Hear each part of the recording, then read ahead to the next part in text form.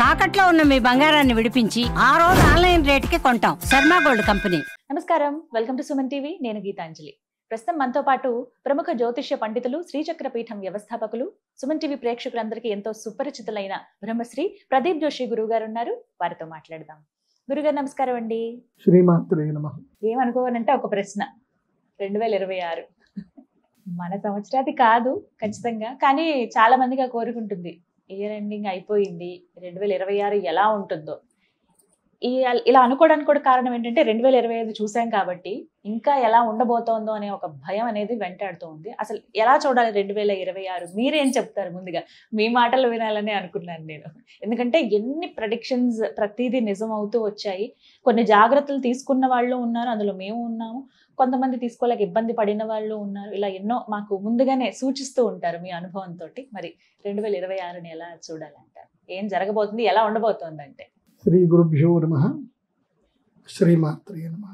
సందర్శనం వితనుతే పితృదేవనృణాం మాసాబ్దవాసరదళైరథవోర్ధ్వగం యత్ సవ్యం క్వచిదుపైత్యపసవ్యమేకం జ్యోతి పరం దిశతు వత్స్వమితాం శ్రియం నః.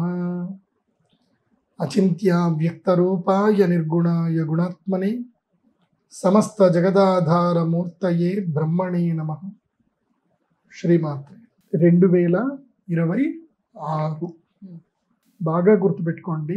2026వ సంవత్సరము నేను లాస్ట్ టైం కూడా చెప్పాను, ఈ విశ్వావసనామ సంవత్సరం 2025 జడ్జిమెంట్ ఇయర్ అని చెప్పాను.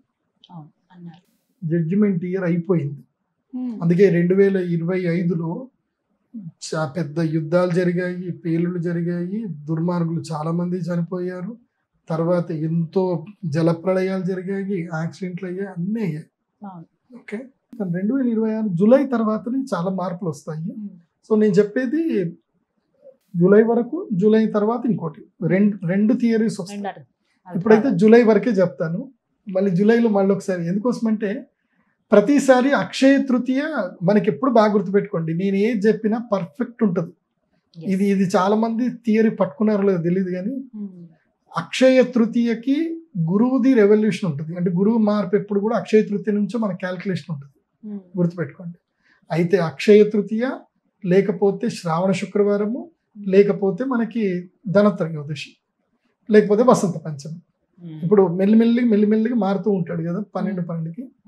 ఈసారి ఆషాఢ శుద్ధ ఏకాదశి వరకు ఒక సిచ్యువేషన్ ఉంటుంది రాశిపతి. అంటే అందరి జీవితాలు ఆషాఢ శుద్ధ ఏకాదశి వరకు చెప్తాను, అంటే పెద్ద ఏకాదశి వరకు.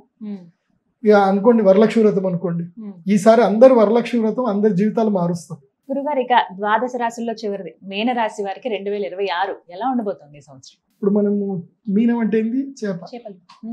చేపని మనం వల్లో పట్టుకొని దాన్ని ఒడ్డునేస్తే అది ఎలా గిలిగిలి కొట్టుకుంటుంది. ఈ సంవత్సరము వరలక్ష్మి వ్రతం వరకు వీళ్ళ పరిస్థితి కూడా అదే. ఈ సంవత్సరము అత్యంత వరస్ట్, 12వ స్థానం. అందరికన్నా తక్కువగా బాగా లేనిది ఎవరికి అంటే మా చేపకి, మీనకి. ఏళ్ళనాటి శని ఉంది, ప్లస్ రాహు. ఇటు ముందు శని, వెనక రాహు.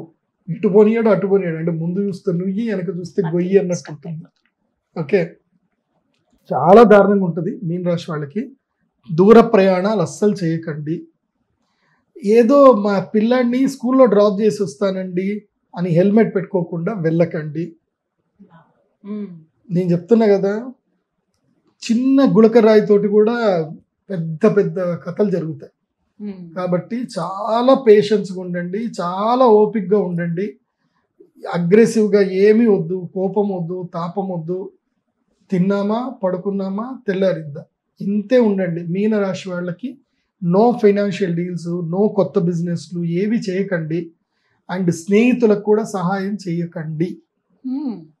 గుర్తుపెట్టుకోవాలి, చేయమని చెప్తారు చాలు, నేను చెయ్యకండి అని చెప్తాను. మీరు చెయ్యడం వల్ల ఎక్స్పెక్టేషన్ పెరగడం వల్ల రేపు వాళ్ళు తిరిగి మీకు సహాయం చేయకపోవడం వల్ల మీరు వాళ్ళకి శత్రువు అయిపోతారు, వాళ్ళు మీకు శత్రువు అవుతారు. No financial deals, no transactions. కేవలం తీర్థయాత్రలు తిరగండి, చక్కగా ఒంటరికి వెళ్ళండి. నేనైతే ఒంటరికి వెళ్ళమని చెప్తాను. మీన రాశి వాళ్ళు ఎవరైనా ఉంటే ఒంటరికి వెళ్ళండి. ఆడవాళ్ళు అయితే మీ ఆయనని కొంగు పట్టుకొని తీసుకెళ్ళండి, మీన రాశి వాళ్ళు. అంతే. తీర్థయాత్రలు ఎక్కువగా చేయండి. ఈ సంవత్సరం ఒక్క గ్రహం పాజిటివ్గా లేదు మీన రాశి వాళ్ళకి. అంటే మధ్యలో ఏదో కొన్ని నెల రోజులకి ఏ బుధగ్రహము, ఏ రవిగ్రహము, శుక్రగ్రహము బెనిఫిట్ చేస్తాయి. కానీ రాహువు, కేతు అయితే సప్తమంలో ఉండి ఇట్లా దుర్రం చూస్తున్నాడు, శత్రుస్థానంలో కేతువు చూస్తున్నాడు. కాబట్టి కేతు శత్రుస్థానంలో ఉంటే ఒకటైతే కలుగుతుంది, కానీ డబ్బు రుణ రూపంలో వస్తుంది. అది కూడా ఖర్చు అయిపోతుంది. సో ఇంకా అప్పు పెరుగుతుంది. కాబట్టి రుణం కూడా తీసుకోకండి. మోక్ష జ్ఞానం అయితే పొందితే మంచిది.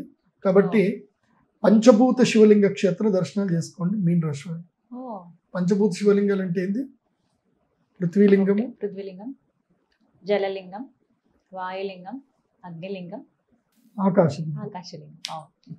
అంటే ఏంది? ఏకాంబరనాథేశ్వర స్వామి టెంపుల్, తర్వాత వచ్చేసి జంబుకేశ్వరము, తర్వాత అరుణాచలేశ్వరము, తర్వాత శ్రీకాళహస్తి, ఆ తర్వాత చిదంబర క్షేత్రం.